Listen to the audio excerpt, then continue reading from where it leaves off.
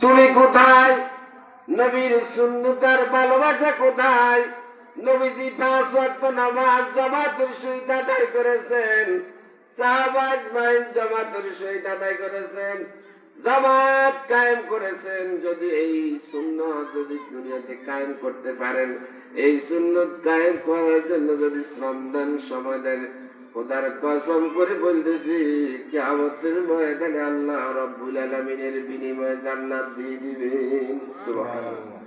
আল্লাহ রাব্বুল আলামিন কুরআন কারীমের মধ্যে বলেন, ইয়া আইয়ুহাল্লাযীনা আমানু তাকুল্লাহা হাক্কা তুকাতিহি ওয়া লা তামুতুন্না ইল্লা ওয়া আনতুম মুসলিমুন।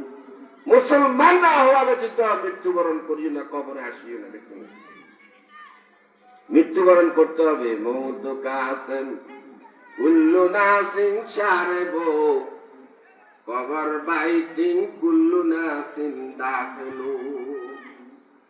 মৃত্যুবরণ আপনাকে করতে হবে। কবরের মধ্যে, কবরের জগতে আপনাকে যেতে হবে।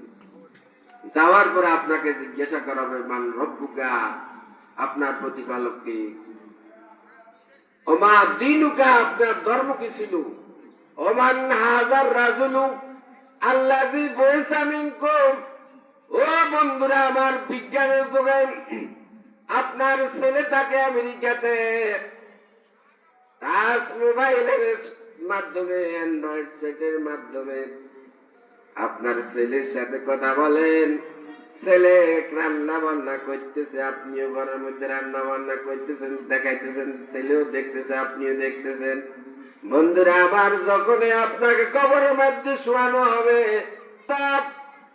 আত্মীয় স্বজনরা যখন চলে আসবে, কিছু দূর আসার পর ফেরেশতারা আপনাকে আবার উঠাইয়া ফেলবে, কবরের মধ্যে উঠাইয়া প্রশ্ন করবে, মান রব্বুকা, তোমার রবকে? যদি আপনি নামাজি হন, যদি আপনি সিজদাকারী হন, যদি আপনি যাকাত আদায়কারী হন, যদি আপনি তাহাজ্জুদ গুজারি হন, যদি আপনি দানশীল হন, যদি আপনি পরোপকারী হন, যদি আপনি মানুষের কল্যাণে জীবন অতিবাহিত করেন, তাহলে আপনি মুক্তি বলতে পারবেন রব্বি আল্লাহ, আমার রব হলেন আল্লাহ, যিনি আমাকে সৃষ্টি করেছেন।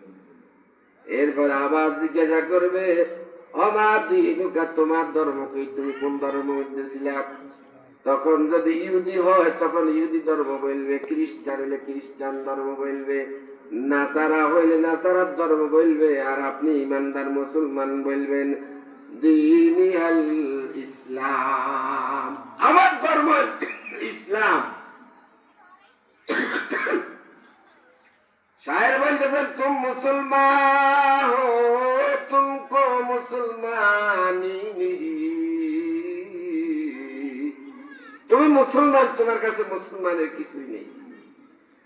এরপরে আপনার কবরের সাথে রাসূলের রাউজার সাথে দেখানো হবে, সুড়ঙ্গ পথ হয়ে যাবে ওই মোবাইলের মতো।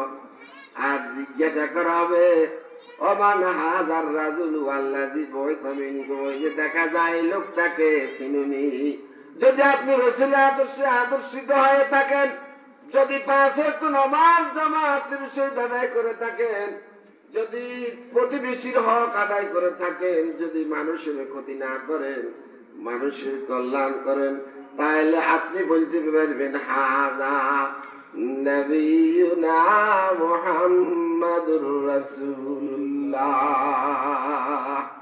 তিনি হলেন আমার নবী মুহাম্মদ রাসূলুল্লাহ সাল্লাল্লাহু আলাইহি ওয়াসাল্লাম, তিনি হলেন আমাদের নবী, বিশ্ব নবী হযরত মুহাম্মদ রাসূলুল্লাহ সাল্লাল্লাহু আলাইহি ওয়াসাল্লাম। তা আমরা যে বলছি আমাদেরকে ভালোবাসা আর মহব্বত রাখতে হবে মাদ্রাসার সাথে, মসজিদের সাথে, আলেম ওলামার সাথে, মুসল্লিদের সাথে।